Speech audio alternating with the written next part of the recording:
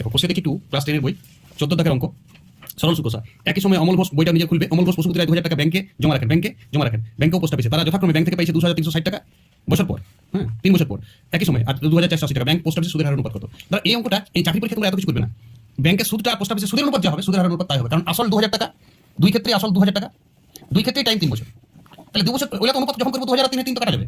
তাহলে ব্যাংক ও পোস্ট অফিসে সুদের হারের অনুপাত, আমি বলছি সুদের হারের অনুপাত। দেখো প্রথম ক্ষেত্রে সুদটা একটু বিয়োগ করে নেবে 360, আর দ্বিতীয় ক্ষেত্রে সুদটা 480।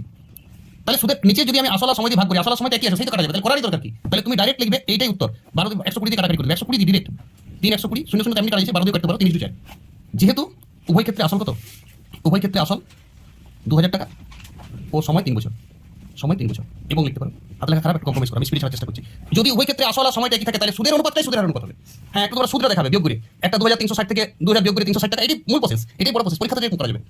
আমি কেন সমান পিটিয়ে লাগাতে, আমি বলছি একই আসল আর একই সময় থাকলে সুদের হারের অনুপাতটা সুদের অনুপাতই হবে, পরিষ্কার লিখে দিবে যে সেক্ষেত্রে সুদের অনুপাতও যা, সুদের অনুপাত সমান সুদের হারের অনুপাত। ব্রেনটা লিখছে এই অঙ্কটা গ্যাপ দেবে সবাই।